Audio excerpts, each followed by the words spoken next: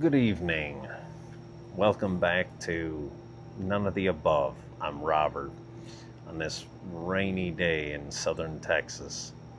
I wanted to discuss a follow up to the video the other day discussing the unitary executive theory and what Senator Fulbright had pushed for in 1961, and that was the expansion of the presidency, the executive branch in the United States, uh, allowing the president to have more leeway and not require uh, congressional approval for certain actions.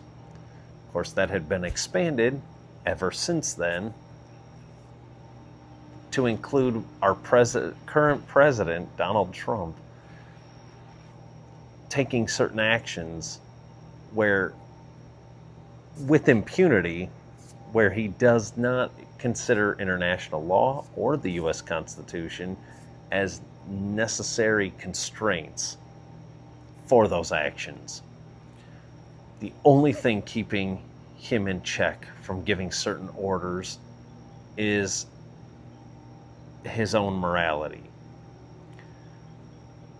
There is no solution to this. The solutions would be that the American populace would hold their elected officials accountable, which would mean, like the U.S. Congress, the legislative branch, would hold the executive branch accountable and in check, but they've already proven they're not willing to do that.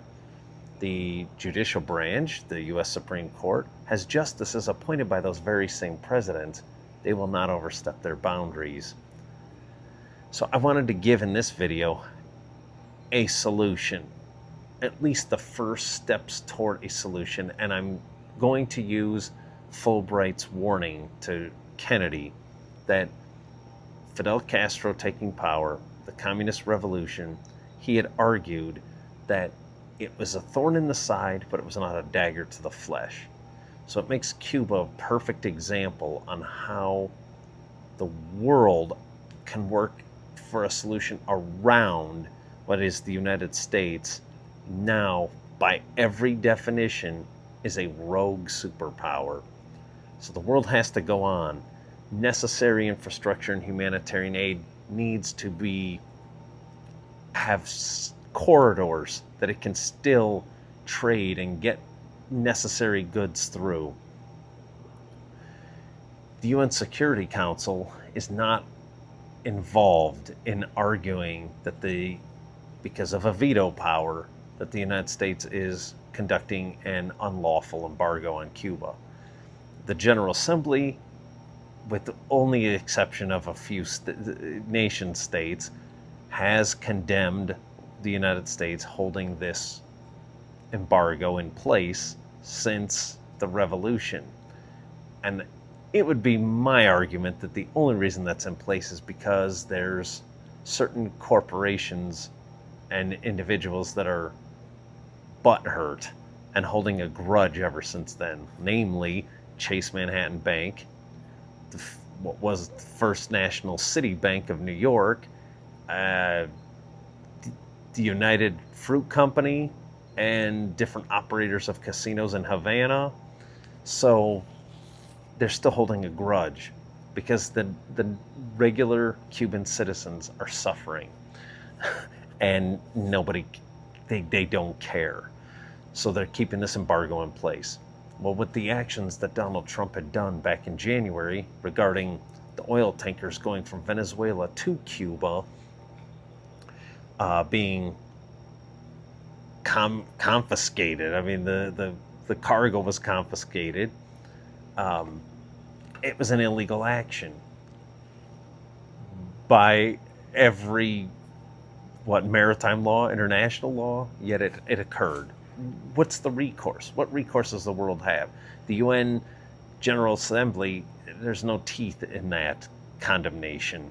So how does the world actually come up with a solution?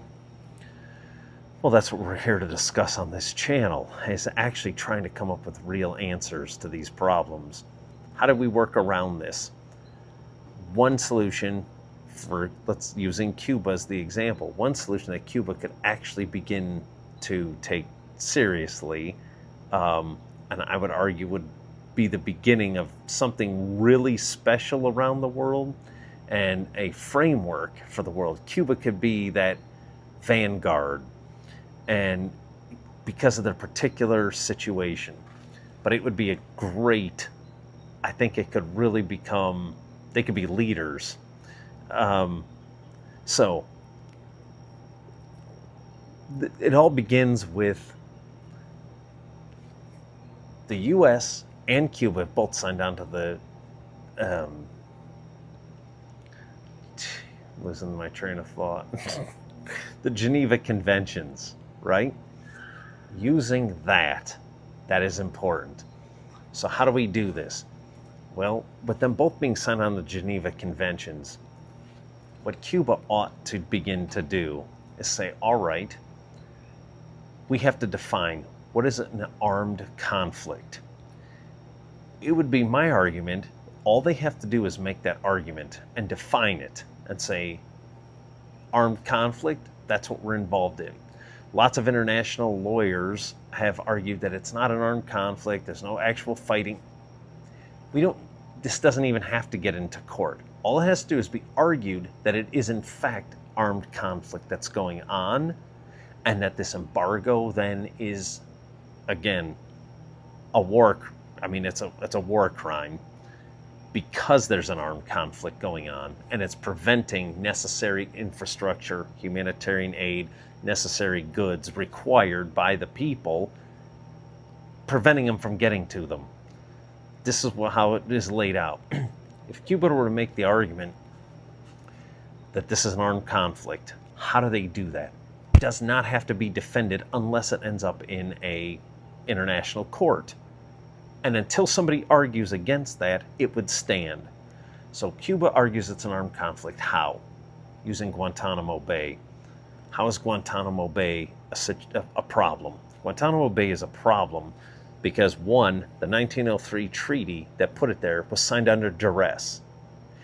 Cuba has a different government, certainly since, as mentioned, 1959. At no point has Cuba said, oh yeah, we agree to this. They're against it. They're against this occupation by the United States. That's an armed conflict. Why? Because they're not allowed to be there. Cuba is not inviting them there. They want them gone. So whatever the argument might be that, oh, they're allowed to because of this 1903 treaty that was, again, signed under duress at the time, but also it's a totally different government now. The government does not approve of this. So once you make that argument and say, okay, what is the next step? Cuba, I would argue, should go and declare neutrality. They don't want to. Why? Because they share certain military intelligence with, let's say, Russia now and China. But the Cold War is over. And the only thing that keeps some of these Western countries from even dealing with Cuba is because of the pressure the United States puts on them, and or certain politicians who still believe that the Cold War is going on 30 plus years after it's ended, after the collapse of the Soviet Union. So if they were to push for neutrality and say, yes, we want to get rid of our military and just call it a militia, not a standing army, and actually push for becoming an actual neutral country, what would this do? This would make that embargo that the United States is putting on them look even worse. It would make a better argument for better trade from certainly Western countries. They don't have to trade with the United States. I understand that. If I were Cuba, I wouldn't want to do it either. You don't have to. But other Western countries would be able to more cleanly involve themselves. Them declaring neutrality would also put them in such a great position to work more closely and actually build infrastructure with Costa Rica, for example, maybe even Nicaragua. Why they would hold back? Probably because they would think they're losing that kind of protection and that shared intelligence and that with China and Russia. But all they'd have to do is say, according to maritime law, is something like, let's say, for example, I'm just spitballing, and say, all right, their ships, let's say warships, can come into port 7 days in on a rotating basis, out for a week, come back for 7 days. If they're afraid of being left totally isolated like that with the United States right there in their neighborhood, that's how they could do it. Rotate warships in and out, that's how they could start being creative and say, and still feel protected, still feel a part of something. But to begin to build that neutral block in the Caribbean would be so much better for them. Again, there wouldn't be the taboo and that pressure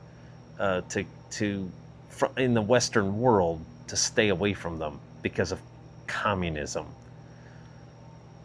Anyway, that's my take. I really want us to work together on some of these ideas, because if we could just start thinking outside the box, the world could actually grow and become a far better place, far more productive, far more peaceful, and that's what any of us want. We all just want this. The normal people, the political elite, corporations, whatever. I mean, clearly other groups have interests that don't always comport with what we all want.